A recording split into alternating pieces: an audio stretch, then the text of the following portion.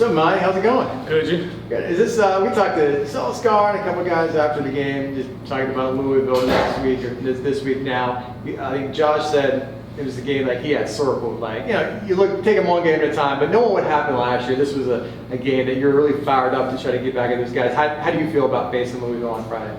I usually take it one game at a time, but obviously, what happened last year, we all have a chip on our shoulder. How would you describe, thinking back on that game, the physicality that Louisville brought to UCF? Like you said, the O-line is coming back. They're a big stretch team. They're quick and athletic. They're big. The up front, they're big.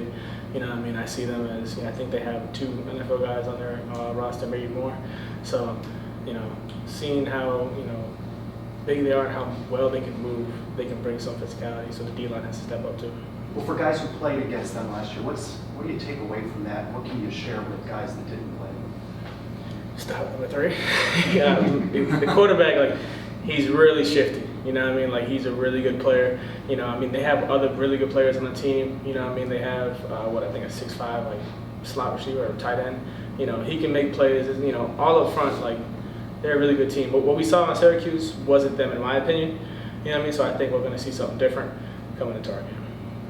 Whether we had last year's game as a factor or not for Louisville, this would be one you guys would have circled, I think, for a quarterback as mobile as Malik Cunningham.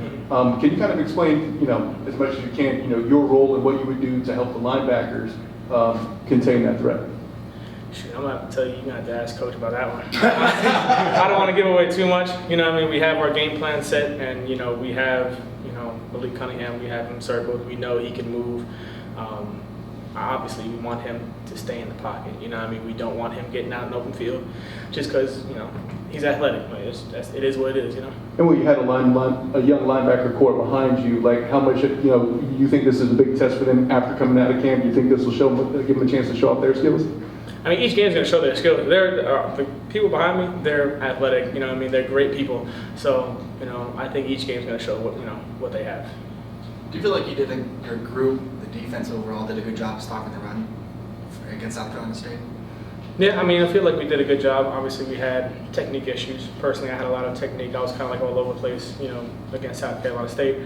But, I think we did a decent job. I think the defense can do a little bit more. But, it's just taking it day by day.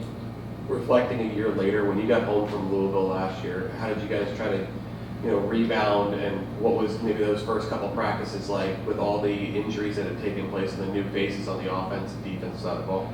So obviously after after that game, coming home, it's it's a loss. You gotta take it with a grain of salt. We watched the film, studied it, seen what we did wrong, seen kind of the what if scenarios, dang, if I would have did this, that would have happened. But that's always in the past. We're always next guy up, the next game up. So even with the injuries, it was plugging in the pieces that we needed. Your teammate, Ricky Barber, he's from Louisville. That was an important game to him last year. He was one of those guys that got injured and got banged up. Have you talked to him this week? I'm sure he's fired up. I'm sure he knows guys on that other side. What has he been telling you? No, he's fired up. He was mad at, obviously, that he didn't get a chance to play them, last year. I think at WKU he played them for probably 6 years now, so he knows their offense pretty well. So he wants to show what he can do. I think he's going to do really great. How much of an advantage do you think it is that you guys play Thursday night? All right, so you're going to be off your feet Friday, Saturday. Louisville is playing on Saturday night on the road. They didn't get home till the wee hours of Sunday. At best, they'll have 3 days of prep for you guys. Do you think that's an advantage in your favor? Yeah, obviously they have a short turnaround, so everything's going to be a little faster for them. It's going to, they got to get everything quick. They have to learn the new scheme if they're putting in a new scheme, whatever they're doing. For us, we had, I'll say a day extra.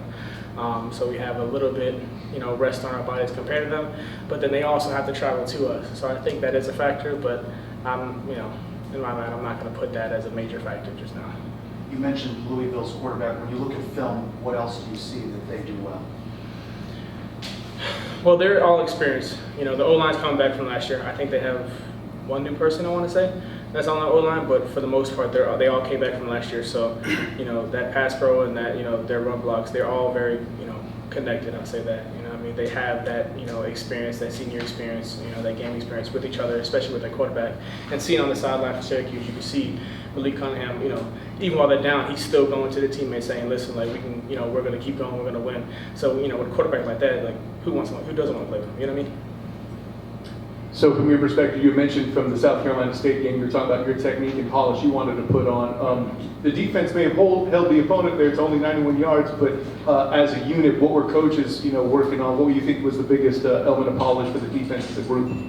As a group, that's actually kind of a hard question because we did well, all around. There was just little things, hand placement, gap integrity, either being laid up the ball or jumping off sides, penalties, stuff like that. That was really kind of like holding us back just a little bit.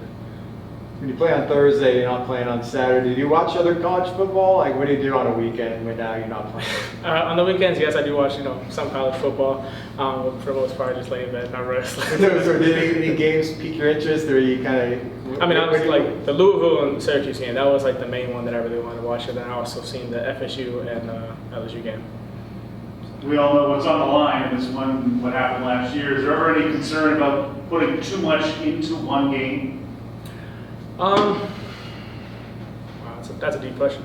I'll say yes and no.